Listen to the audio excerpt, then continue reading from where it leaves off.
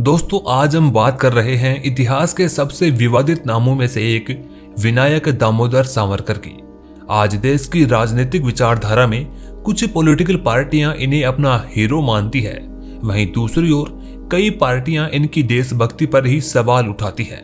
जब सावरकर को लेकर अनेक प्रकार के प्रश्न उठाए जा रहे हैं, तब उनके बचपन से लेकर किशोर अवस्था की कहानी जरूर जान लेनी चाहिए। सावरकर 20वीं शताब्दी के सबसे बड़े हिंदूवादी रहे हैं। विनायक दामोदर सावरकर को बचपन से ही हिंदू शब्द से बेहद लगाव था। सावरकर ने जीवन भर हिंदू, हिंदी और हिंदुस्तान के लिए ही काम किया। आज देश में विनायक दामोदर सावरकर को वीर सावरकर के नाम से संबोधित किया जाता है। हिंदू राष्ट्र की राजनीतिक विचारधारा को विकसित करने का बहुत बड़ा श्रेय सावरकर को ही जाता है। हालांकि उनकी इस विचारधारा के कारण आजादी के बाद की सरकारों ने उन्हें वह महत्व नहीं दिया जिसके वे वास्तविक हकदार थे। इनका जन्म 28 मई 1883 को महाराष्ट्र के नासिक जिले के भागूर ग्राम में हुआ था। उनकी माताजी का नाम राधाबाई और पिताजी का नाम दामोदर पंत सावरकर था। इनके 2 भाई और 1 बहन थी।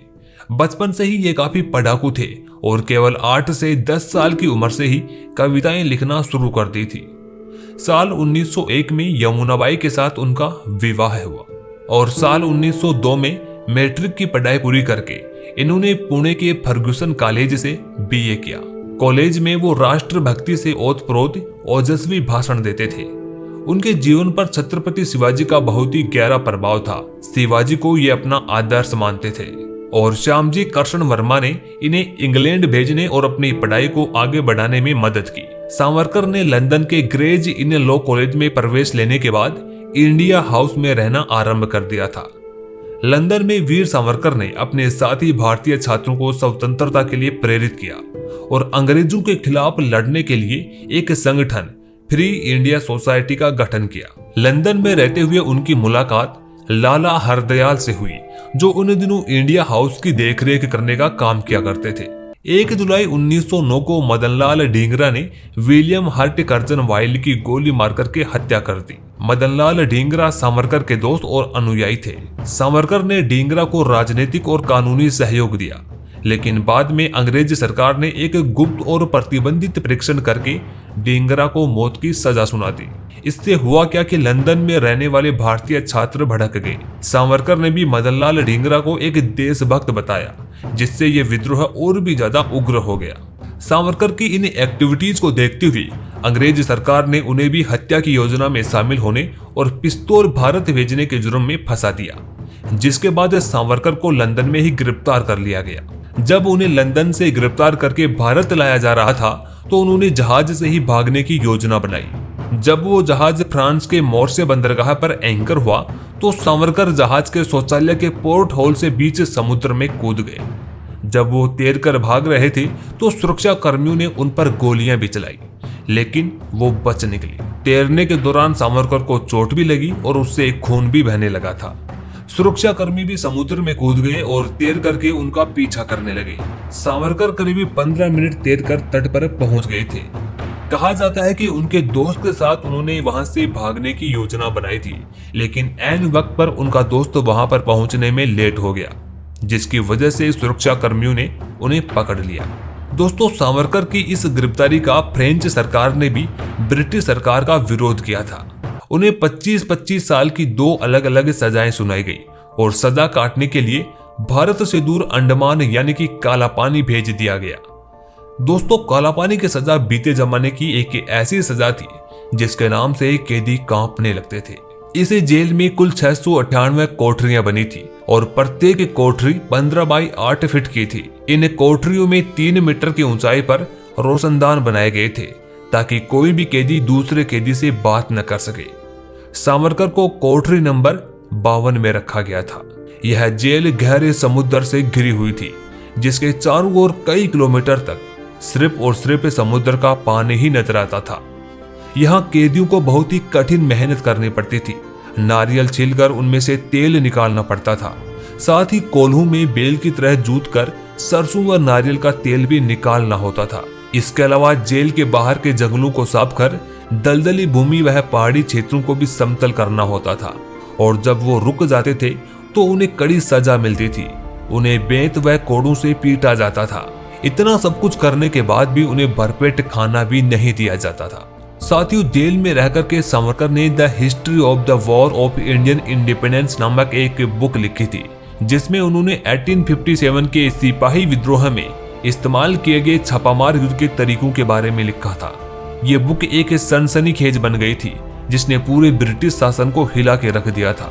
इसलिए भारत में अंग्रेजी सरकार ने इस किताब पर प्रतिबंध लगा दिया, लेकिन इसके बावजूद भी ये किताब बहुत ही लोकप्रिय हुई और बाद में उन्होंने अपने दोस्तों के बीच इस किताब को बांट दिया। जेल में रहकर भी उन्होंने अपने हिंदुत्व को पूरे देश में फैला दिया था, क्योंकि जेल में बैठकर वे एक हिंदुत्व एक हिंदू कौन है नामक पर्चे लिखा करते थे, जिसमें उन्होंने पहली बार हिंदुत्व को एक राजनीतिक विचारधारा के तौर पर इस्तेमाल किया।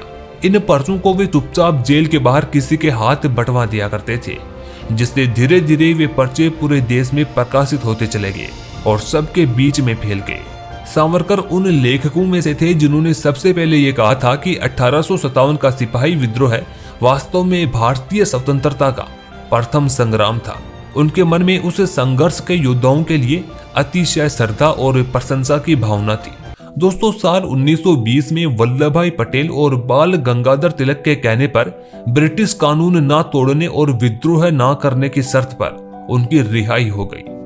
देखिए, अंग्रेजों से सावरकर ने माफी मांगी या नहीं मांगी, इसके कोई सबूत मौजूद नहीं है, लेकिन विवाद खूब होते रहते हैं। काला पानी की सजा से रिहा होने के बाद सावरकर और उनके कई समर्थकों ने कहा था कि अंग्रेजों से माफी मांगना उनकी एक रणनीति का हिस्सा था, जिसकी वजह से उन्हें कुछ रियायतें मिल सकती थी।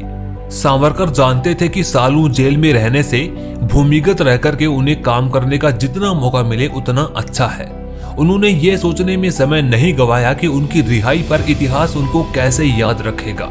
उनकी सोच थी कि अगर वो जेल से बाहर रहेंगे तो वो जो करना चाहेंगे वो कर सकेंगे। इस प्रकार सावरकर 4 जुलाई 1911 से 21 मई 1921 तक काला पानी की जेल में रहे थे। साल 1924 में सावरकर जेल से रिहा हो गए और वे वर्ष 1937 से 1943 तक हिंदू महासभा के अध्यक्ष भी रहे। इसके बाद सावरकर की छवि को उस समय बहुत ही धक्का लगा जब 1949 में गांधी हत्याकांड में शामिल होने के लिए 8 लोगों के साथ उन्हें भी गिरफ्तार कर लिया गया, लेकिन ठोस सबूतों के अभाव में भारत के सुप्रीम कोर्ट ने उन्हें बरी कर दिया था। इससे एक आरोप से उनकी पूरी विरासत पर अंधकार के बादल छा गए।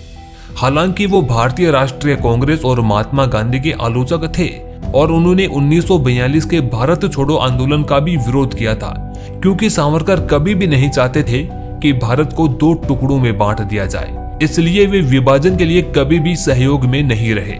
1964 में सावरकर ने आत्मसमर्पण नाम का एक लेख लिखा था, जिसमें उन्होंने अपनी इच्छा मृत्यु की बात कही थी। वह फरवरी 1966 से उपवास करने लगे थे और अपनी मौत तक उन्होंने अन्न का एक दाना भी नहीं खाया था। आखिरकार अपने मुंबई निवास पर 26 फरवरी 1966 को 83 साल की उम्र में उन्होंने अंतिम सांस ली और वे दुनिया को अलविदा कह गए। दोस्तों, वीर सावरकर देश के एक ऐसे नेता थे जिन्होंने राजनीति के साथ साथ संस्कृति को भी अपने जीवन में महत्वपूर्ण स्थान दिया। यहाँ तक कि हिंदू राष्ट्र की राजनीतिक विचारधारा को विकसित करने का बहुत बड़ा श्रेय सावरकर को जाता है। 1956 में सवेज संकट के समय भारत ने मिस्र की जो सहायता की, सावरकर ने उसका विरोध किया था, जिससे राजनीतिक क्षेत्रों में एक सनसनी पैदा हो गई थी। सावरकर का ये कहना था कि पश्चिमी एशिया के मामलों में भारत को अरबों का नहीं बल्कि इजराइल का पक्ष लेना चाहिए। सावरकर का हिंदुत्व 1923 में प्रकाशित हुआ था। यह आधुनिक हिंदू और राजनीतिक विचारधारा की एक प्रसिद्ध पुस्तक है। इस पुस्तक में उन्होंने हिंदू की परिभाषा देते हुए कहा था कि हिंदू वो है जो सिंधु नदी से समुद्र तक संपूर्ण भारतवर्ष को अपनी पितृभूमि और पुण्य भूमि मानता है।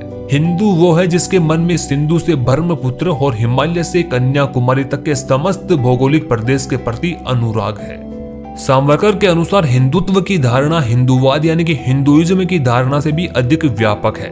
हिंदूवाद हिंदुओं की धर्म विद्या तथा धार्मिक अनुष्ठानों का घोतक है। वहीं हिंदुत्व में हिंदुओं के धार्मिक क्रियाकलाप तो सम्मिलित है ही, किंतु वह उनसे भी परे की वस्तु है। जीवन के सामाजिक, नैतिक, राजनीतिक, आर्थिक आदि सभी पहलू हिंदुत्व के अंतर्गत आ जाते हैं। सावरकर ने जिस हिंदुत्व की व्याख्या की है उसमें न केवल सामाजिक और राजनीतिक एकता की धारणा है, बल्कि उसने राष्ट्रवाद के मुख्य तत्व भी सम्मिलित हैं। उनका कहना था कि हिंदुत्व तथा राष्ट्रवाद के बीच परस्पर विरोध नहीं है, बल्कि हिंदू भक्त भारत भक्त हुए बिना अपना नाम सार्थक नहीं हो सकता। हिंदुओं के लिए हिंदुस्तान पितृभूमि तथा पुण्य भूमि है, इसलिए हिंदुस्तान के लिए उनका प्रेम भी असीम है। दोस्तों, सावरकर इस पक्ष में भी थे कि हिंदुओं की सभी जातियों और उपजातियों में आपस में विवाह संबंध हो। वो जैन, सिखों, आर्य समाज, आदि समाज तथा ब्रह्म समाज को भी हिंदू समाज का अंग मानते थे। दोस्तों, वीर सावरकर पर टिप्पणी करना तो बहुत ही आसान है, लेकिन यदि उनकी जीवन की यात्रा को करीब से देखें ना तो मन आदर से भर जाता है। कई लोगों के द्वारा शुरू से ही उन्हें भारत रत्न की मांग की जा रही है। इतना समय बीत गया लेकिन आज तक सावरकर को भारत रत्न नहीं मिला है। दोस्तों, अगर आपको भी लगता है कि सावरकर को भारत रत्न मिलना ही चाहिए तो अपने विचार हमें कमेंट बॉक्स में जरूर बताएं। वहीं इतिहास से जुड़ी हुई और रोचक जानकारियां जानने के लिए हमारे चैनल को सब्सक्राइब जरूर कर लें।